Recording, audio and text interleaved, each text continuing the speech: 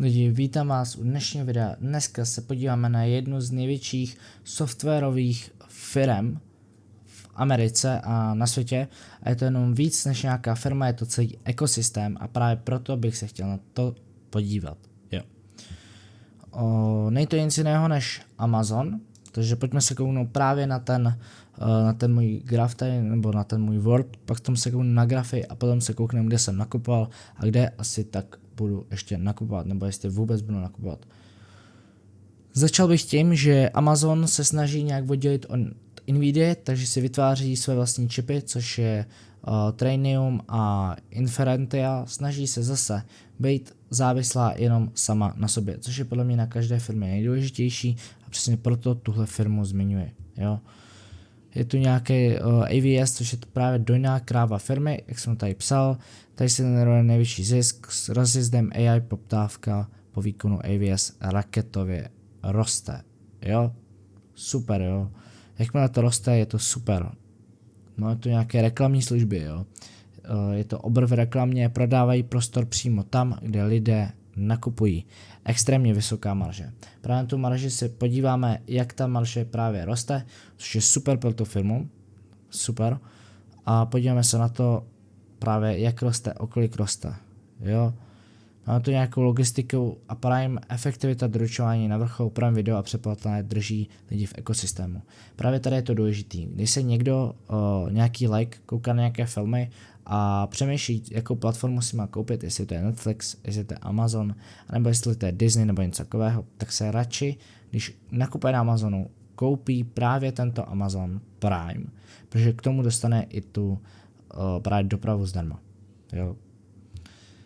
Tady je to super v tom, že právě ty lidi pak, když něco chtějí, tak fakt se drží v tom právě ekosystému, nějaké té škále toho Amazonu a radši půjdou tam pak nakupovat, protože ví, že tam mají, i kdyby to nedělali kvůli tomu, že tam nenakupují, ale to, že mají dopravu zdarma, už se jim to v hlavě přepne a řekne jim to, že právě mají dopravu zdarma, tak proč toho nevyužít. I když je to o trochu dražší než jinde, ale zase na té dopravě by zaplatili víc v nějaké jiné firmy, o které by kupovali ty věci, tak radši to nakoupí tam. Tady na Amazonu, protože má to nějaké výhody. Jo. To já si myslím, že je super, že ta firma jakoby snaží fakt jet sama na sobě a takovéto tahy dělat přesně jak Apple. Jo. Nevím, co bychom si tady dál k tomu mohli říct. Jo. Já bych asi fakt šel na ty, jak bych to řekl, na ty čísla. Když si koukneme na ty total revenues, tak jim pořád rostou meziročně. Super, jo. To je taky znak nějaké toho zdraví, jo.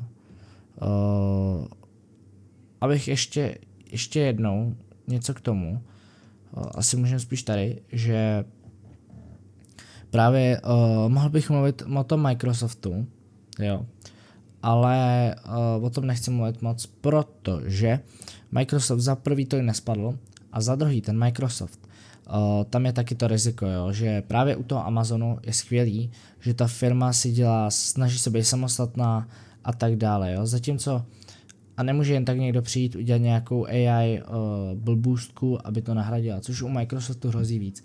Neříkám, že Microsoft nějak padne, nebo ne. Říkám to, že pokud se něco stane v Microsoftu, tak pořád, ano, dělají úplně stejný ekosystém, snaží se to držet všechno pospolu, ale pořád, jo.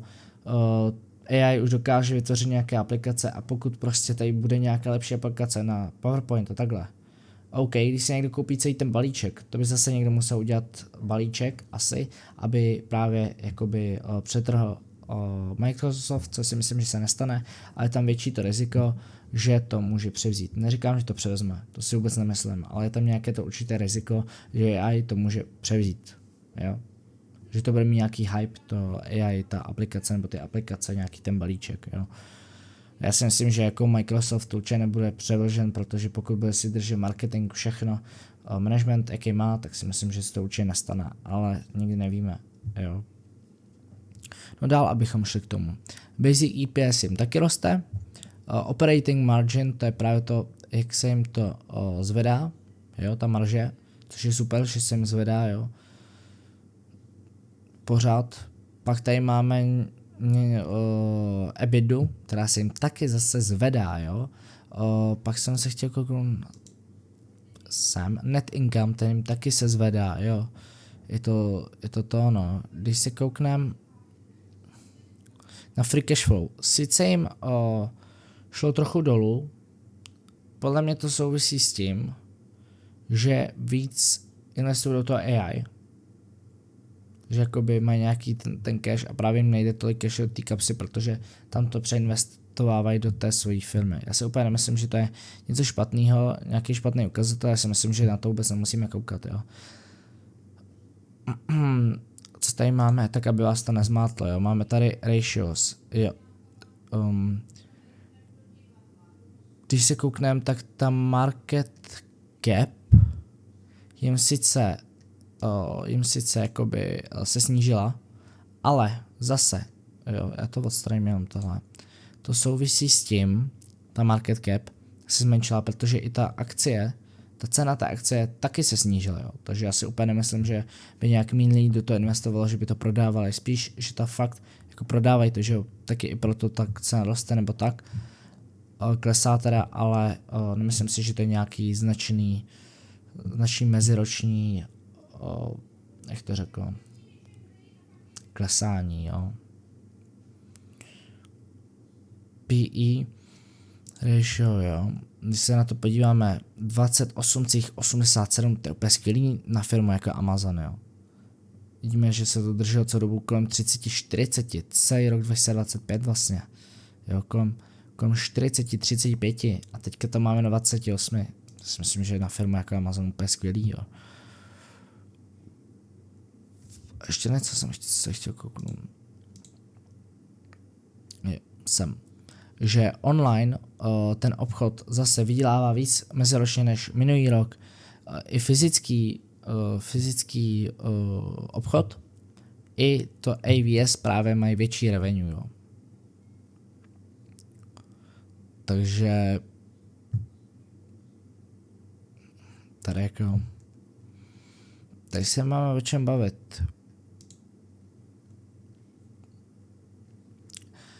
Možná bych se vrhl teďka už na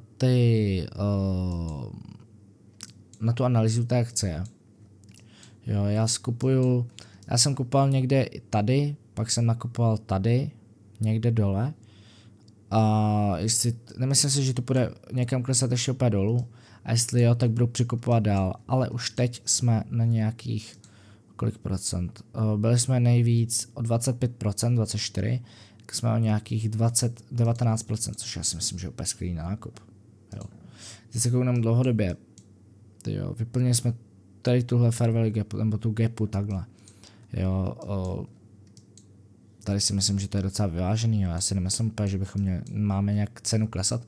Navíc, když ta akce do budoucna bude skvělá. Já si myslím, že tohle akce je na nějaký swing trading nebo day trading. Je to fakt dlouhodobá akce, držet si ji, nakupovat, překupovat pořád v nějakých takovýchhle právě propadech. Nechal bych tam místo, že může to jít ještě víc dolů. Když to vyplní nějaký ty gapy, zase někam sem, přikoupit trochu. Ne úplně moc, musíte myslet na rizika. Samozřejmě nejsem žádný finanční poradce, jo. Jsem prostě kluk, co se tomu nějakou dobu věnuje, rád sdílím své názory, budu rád, když mi napíšete koment, jestli se mnou souhlasíte, nesouhlasíte, co vám pro příště změnit, co se vám líbilo, co se vám nelíbilo, jo. Případně, když dáte like a odběr, taky to bude skvělý, jo. Já si toho moc vážím. Takže já si tady úplně nemyslím, že tady má to cenu nějakou, jako jít někam úplně dolů.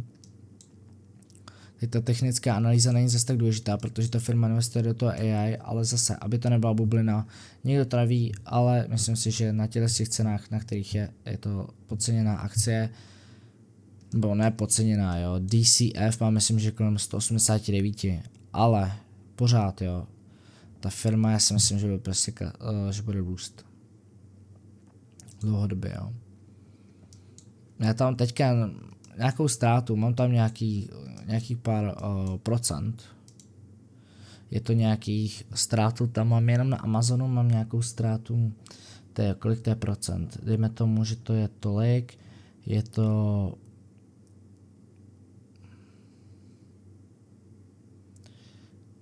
nějakých 0,2% asi mám ztrátu, jo, takže to jakoby nic, jo. Protože já jsem nakupoval i tady, nakupuju celou cestu dolů jak jdeme, jo.